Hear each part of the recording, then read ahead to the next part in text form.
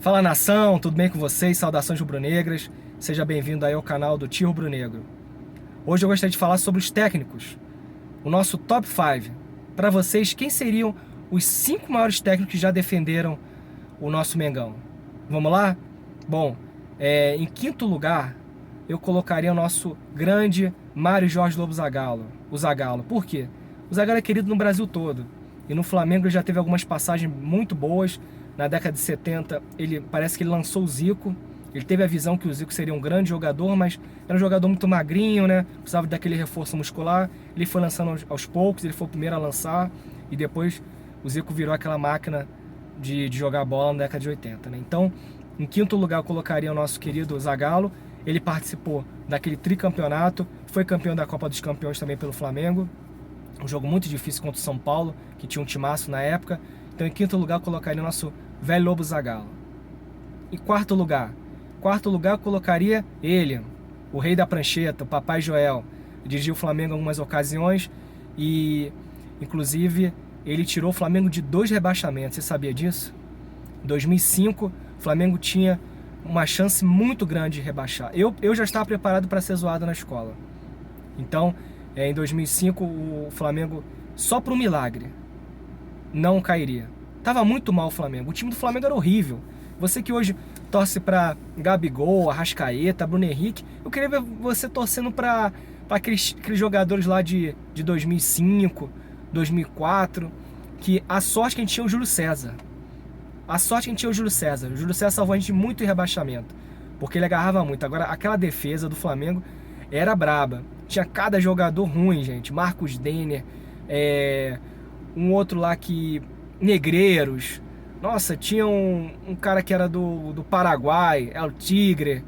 Realmente era difícil torcer pro Mengão, tinha que ser muito Mengão mesmo. E em 2005 o Papai Joel livrou a gente do rebaixamento. E aí, como o time era ruim, em 2007 a gente voltou a ter chance de cair pro rebaixamento, só que logo no começo do campeonato a gente já contratou o Papai Joel de novo.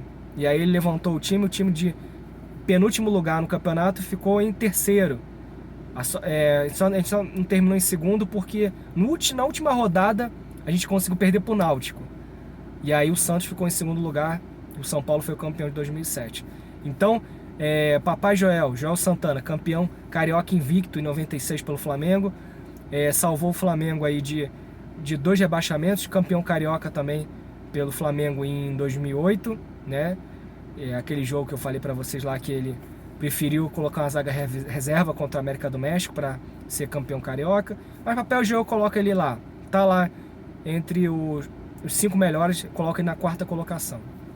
Em terceiro lugar, o nosso grande e eterno Carlinhos. Esse realmente só dirigiu o Flamengo, até onde eu sei, mas ele era um cara que dava jeito no time. Quando o time estava ruim, chamava o Carlinhos. Ele treinou o Flamengo, se não me engano, em 87, 92. Eu sei que um deles ele foi campeão. Agora fiquei na dúvida se foram os dois. 87 e 92, títulos brasileiros. Acompanhei o Carlinhos como técnico do Flamengo em 99, antes da chegada do Zagallo, 99 e 2000. Ele foi campeão carioca pelo Flamengo, campeão da Mercosul, que foi um título muito difícil contra aquele Palmeiras que era um timaço do Palmeiras, né? Então foi um título bastante difícil, graças ao nosso xodozinho, o Caio, né?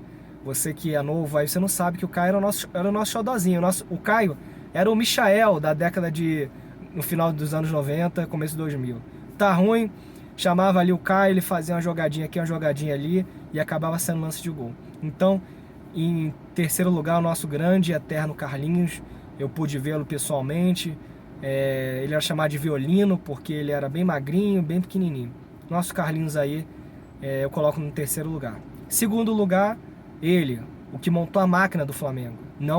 Ainda não é o que você está pensando, mas é o Cláudio Coutinho. Grande técnico. Eu não assisti, quando eu nasci ele nem era mais vivo. Mas pelo que eu pude ver nos jogos passados do Flamengo, década de 80, o Flamengo era uma máquina. O Flamengo jogava igual o Barcelona, naquele auge do Barcelona. Por quê? Porque o Pep Guardiola disse que se inspirou no futebol do Flamengo. E quem inspirou aquele futebol do Flamengo na década de 80? Foi o Cláudio Coutinho. Cláudio Coutinho foi técnico da seleção brasileira em 78, depois teve um acidente fatal em 81 e acabou falecendo. Mas ele montou aquela máquina que todo mundo já conhece, né? Em dezembro de 81 a gente conseguiu aquele título maravilhoso no primeiro tempo, já fez 3-0 no Liverpool e acabou. O Flamengo era uma máquina graças ao nosso grande Cláudio Coutinho, em segundo lugar. Em primeiro, bom, esse aí eu posso falar, se você não concorda, se você quiser colocar ele como segundo, o Cláudio Coutinho como primeiro, tudo bem, mas em primeiro lugar é o Mister, não tem jeito. Jorge Jesus mudou a cara do Flamengo, fez muita gente das antigas que acompanhou o Flamengo da década de 80, fez muita gente relembrar esse futebol bonito que marcou o Flamengo, né, na década de 80. Então, Mister Jorge Jesus, nosso grande Mister, ele é arrogante. Esse é o único defeito do Mister, ele é muito arrogante. Ele essa semana deu uma declaração dizendo que nunca Renato Gaúcho vai chegar aos pés dele. Mas essa arrogância também é fruto de um trabalho. O cara mudou o Brasil, não só o Flamengo. Pode perguntar aí, muitos gostariam de ver o Mister na seleção. Ele mudou o futebol do Flamengo. O Flamengo jogava num nível que lembrava muito o futebol europeu, organizado e ainda uma máquina ainda de amassar o adversário. O Flamengo fazia 1, 2, 3 e deixava o adversário tonto, gente. Eu nunca tinha visto isso. E realmente havia um respeito muito grande quando enfrentava o Flamengo. Hoje em dia, o Flamengo continua goleando, mas não vejo esse medo como tinha antes. Os caras ficavam com muito medo do Flamengo. Então, número 1, eu coloco o nosso querido português Jorge Jesus. E aí, curtiu? Você concorda? Se não concordar, tudo bem, faz parte. Saudações rubro-negras e espero que o Renato Gaúcho entre muito em breve nesse top 5. Eu acho que se ele ganhar a Libertadores aí, um brasileiro, ele já passa fácil aí pro terceiro lugar desse ranking que eu criei, tá bom? Um abraço pra vocês, saudações rubro-negras. Isso aqui é Mengão.